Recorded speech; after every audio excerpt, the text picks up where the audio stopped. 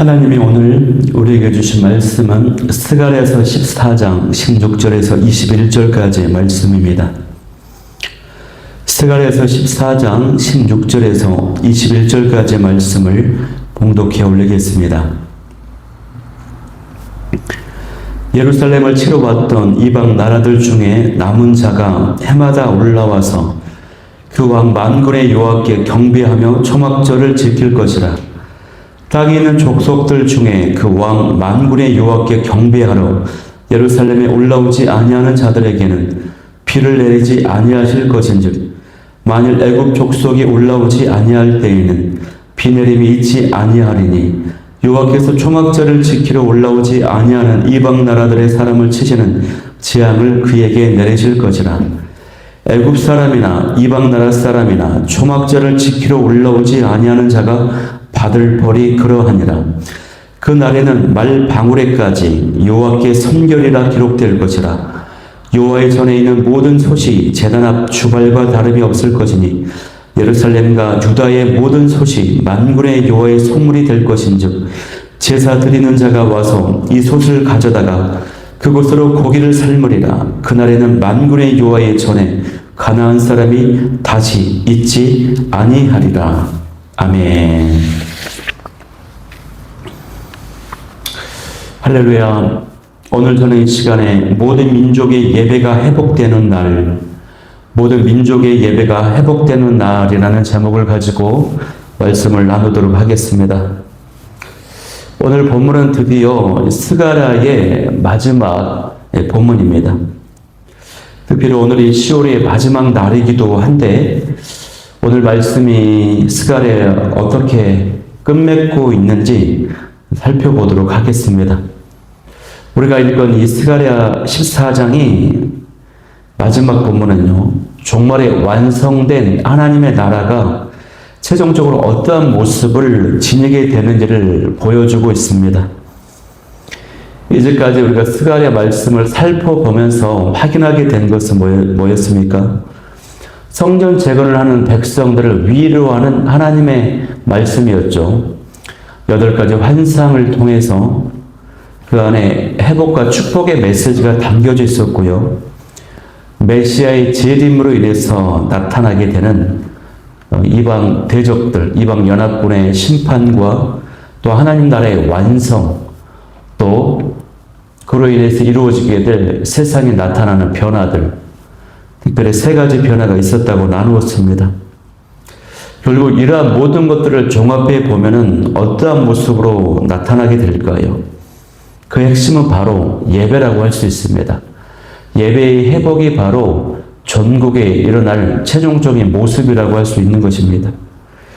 그런 의미에서 이 스가랴 말씀의 최종 결론도 예배를 회복해야 된다라고 하는 메시지로 끝이 맺어져도 과언이 아니라고 하는 것입니다. 요한복음 4장 말씀에요, 23절에 이렇게 기록되어 있습니다. 예수님께서는 이렇게 말씀하셨는데 아버지께서는 자기에게 이렇게 예비하는 자를 찾으신다라고 말씀하셨습니다. 이 말씀처럼 스가랴 14장 말씀도 예배가 회복될 때 진정한 구원의 날이 완성되고 진정한 구원이 완성된다는 진리를 보여주고 있습니다. 하나님께서는 이 마지막 때에 하나님을 예배하는 자를 찾으신다라고 하는 사실입니다. 오늘 말씀을 통해 예배하는 자에게는 어떤 은혜가 임하고 또 예배하지 않는 자에게는 어떤 저주, 고통이 나타나는지를 살펴보면서 예배를 통한 삶 전체에 모든 삶의 영역 가운데 거룩의 절정, 성결의 절정, 그 변화가 나타날 수 있기를 소망합니다. 먼저 16절 말씀은요, 남은 자들이 예배하는 모습이 기록되어 있습니다. 근데 그들이 유대인이 아니고 이방인들이라고 기록되어 있습니다. 예루살렘을 치러 왔던 이방 나라들 중에 남은 자가 해마다 올라와서 그 만군의 여호와께 경배하며 초막절을 지킬 것이라 라고 기록되어 있습니다. 전쟁 후에요, 이방 대적들 연합군이 패배를 합니다. 그런데 패배를 할지라도 전멸을 하는 것이 아니라 그 중에 남은 자들이 있다라는 것입니다. 이들은 하나님께 대항했던 자들이었지만 심판을 당하고 회개한 자들, 그래서 심판을 통과한 후에 회개를 하고 하나님께 돌아온 자들이라고 할 수 있어요. 그래서 이들이 해마다 예루살렘으로 올라와서 초막절을 지키며 경배한다라고 하는 것입니다.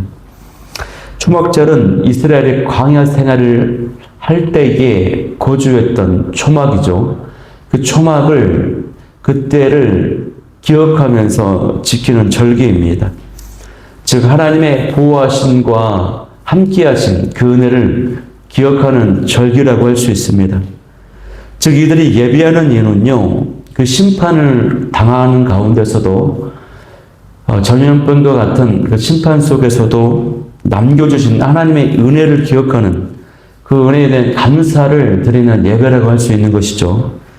이것이 바로 남은 자들이 지녔던 신앙이라고 할 수 있습니다. 남은 자들이 지닌 신앙이 무엇입니까? 심판 중에도 심판받지 아니하고 하나님의 지켜주시는 그 은혜, 보호해주신, 함께해주신 그 은혜에 엎드리며 경배하는 것입니다.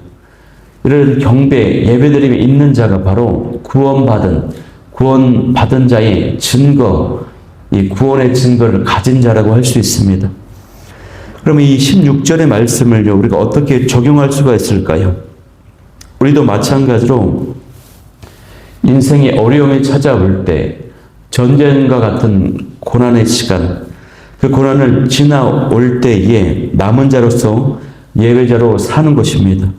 이것이 바로 구원받은 자의 표식, 증거라고 할 수 있는 것이에요. 그들이 살아남은 이유는 다른 것이 아니라 하나님께 예배드리기 위함이었다고 하는 것입니다. 하나님 앞에 남은 자 신앙을 가지고 항상 예배자로 서 있을 수 있기를 간절히 소망합니다.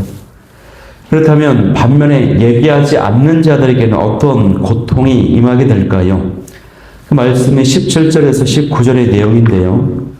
먼저 17절 말씀에 보면은 이렇게 기록되어 있습니다.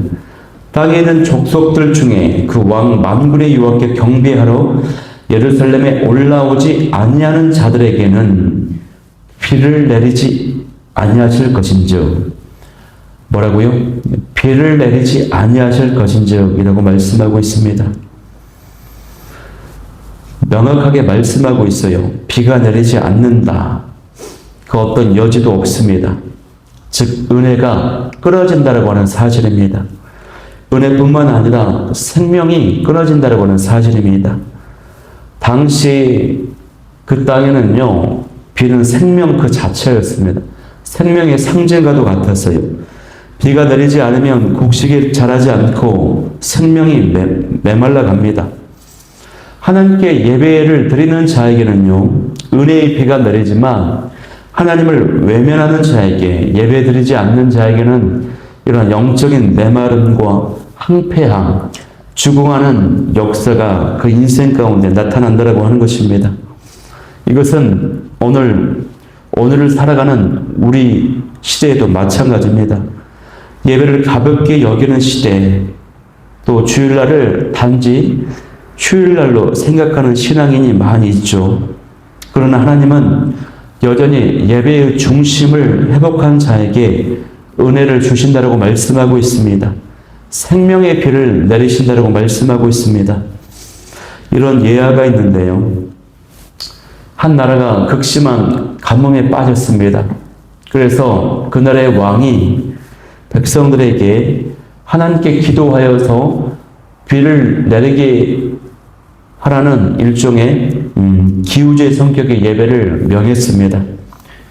이 예배를 지내기 위해서 수많은 백성이 강장에 모였는데 대부분은 비가 올 것을 믿지 않아서 빈손으로 우산을 가지고 오지 않았습니다. 그런데 그 중에 한 소년만이 우산을 들고 왔다고 합니다. 그 모습을 본 왕이 물었습니다. 왜 우산을 들고 왔느냐? 이 소년이 대답했습니다. 왕께서 하나님께 기도하라고 하셨으니 우리의 기도를 받으시는 하나님께서 비를 내려주실 거잖아요 라고 대답했다는 것이죠. 그리고 그 말대로 그 기우제 예배가 끝나고 나서 얼마 지나지 않아 정말 비가 폭우가 내렸다고 합니다. 하나님께서는 이렇게 비를 기대하며 예배하는 자에게 은혜를 주신다고 하는 것입니다. 예배는요, 단순히 어떤 의식이 아니라 하나님의 은혜를 믿는 믿음의 고백이라고 할 수 있습니다. 우리가 이 말씀을 마음에 새기면서 우리 삶에 기도가 막히고 팍팍한 심령, 또 메말라버린 그런 느낌이 든다면, 또 삶의 영역들이 또 뭔가 묶임이 있고 곤주하다라고 여겨진다면, 저와 여러분 가운데 먼저 예배가 회복되었는가, 나는 예배의 자리를 회복했는가를 먼저 점검하면서 나아가야 될 줄 믿습니다. 은혜의 비는요, 예배하는 현장, 그 예배하는 자들에게 내려집니다. 이 은혜의 담비가 내려지는 은혜가 저 여러분 가운데 넘쳐날 수 있기를 바랍니다. 이어서 계속해서 말씀을 보면은 마지막 날 예배가 회복된 세상의 모습이 보여지는데요. 20절 말씀에 보면은 이렇게 기록되어 있습니다. 그 날에는 말 방울에도 여호와께 성결이라 기록될 것이요. 그리고 심지어 예루살렘과 유다의 소신, 만군의 여호와의 성전에 그릇과 다름이 없을 것이라 기록되어 있습니다. 모든 솥이 제단 앞에 주발과 다름이 없을 것이니라고 기록되어 있습니다. 이 구절은요, 이 거룩함의 절정, 성결의 절정이 나타날 때 벌어지는 모습을 보여주는 것입니다. 말 방울은 말의 목에 다는 장식으로 단 방울입니다. 전투용 말이 소음에 익숙해지도록 그 목에다가 방울을 다는 것이고, 또 이제 말이 이제 잃어버리면 잘 찾을 수 있도록, 그 소리를 듣고 잘 찾을 수 있도록 그 말에 단 방울을 의미합니다. 그런데 이런 말 방울에도 여호와께 성결이라고 하는 단어가 새겨진다라고 하는 것입니다. 이것은 바로 이 성전의 거룩이 일상으로 확장되는 것을 의미하는 것입니다. 성결, 거룩이 삶의 모든 영역 가운데 나타나게 된다라고 하는 것을 보여주는 것입니다. 또한 성전의 안과 성전의 밖의 구분이, 경계가 사라진다라고 하는 것이에요. 무슨 말입니까? 모든 삶의 영역이 거룩해진다. 그렇게 또 거룩을 추구하며 살아간다라고 하는 것입니다. 심지어는 밥을 짓는 솥단지도, 물을 담는 그릇도, 우리의 말과 행동까지도 거룩해진다라고 하는 것이에요. 삶의 모든 영역이 거룩해지는 것, 모든 일상이 선결해지는 것, 이것이 바로 진정한 의미에서요, 예배의 회복, 예배의 본질이 회복된 것이라고 볼 수 있는 것입니다. 결국 우리는 이 스가랴 마지막 말씀, 또 이 구절들에서 확인하게 되는 것이 뭡니까? 온 세상과 사람들을 향한 하나님의 그 갈망과 소망이 무엇인지를 확인하게 되는 것인데, 또 우리 성도들을 향한 궁극적인 뜻이 무엇인지도 확인하게 되는데, 그것이 바로 예배라고 하는 것입니다. 이것이 바로 예배의 중요한 목적 중 하나입니다.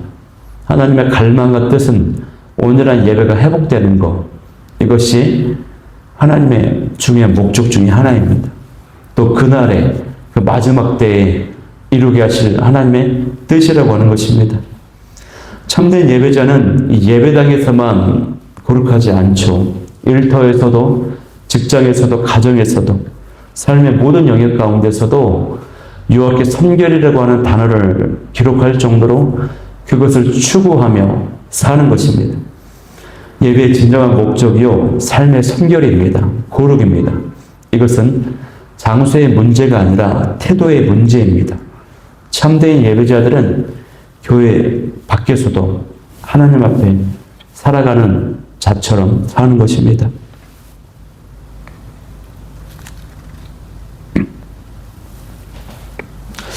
오늘 이 마지막 말씀은 우리에게 도전적 메시지를 주죠. 세 가지 메시지가 있습니다. 첫 번째는 우리 예배드림이 형식적인 예배가 아니라 하나님을 진정 왕으로 경배하는 예배를 회복하라고 말씀하십니다. 예배는 주님과 만나는 것이고 주님께 드려지는 것이고 하나님이 받으시는 그 영광, 그 은혜에 참여하는 것입니다. 이것이 예배입니다. 그리고 그렇게 예배가 온전히 회복되기 위해서는요, 예배를 드리는 제가, 여러분이 구원받은 자라고 하는 그 은혜, 의식이 가득해야 됩니다. 죄로 죽었던 내가 구원받았다, 새 생명을 얻었다, 그 은혜와 감격이 있을 때에 우리가 온전한 예배를 드려줄 수 있습니다. 예배자들, 심지어 이방인의 남은 자들조차도 하나님께서 광야에서 은혜를 주셨더라고 그렇게 그 은혜를 기억하며 고백하는 초막절 감사 예배를 지켰습니다. 우리의 예배가 형식 혹은 관람 중심에서 주님과의 그 만남, 그리고 주님께 드려짐, 그리고 그 하나님의 영광과 하나님이 주신 그 은혜에 참여하는 예배, 그런 예배로 변화될 수 있기를 소망합니다. 두 번째 메시지는 은혜의 담비를 사모하는 마음으로 나아가야 된다고 하는 것입니다. 혹시 내 삶이 메마르고 또 팍팍하다, 그런 것들이 느껴질 때 환경이나 어떤 다른 사람을 탓하지 말고요, 내가 예배가 회복되었는지, 예배의 자리가 회복되었는지를 돌아보며 나아갈 수 있길 원합니다. 하나님은 경배하는 자들에게 은혜의 담비, 생명의 비를 내려 주십니다.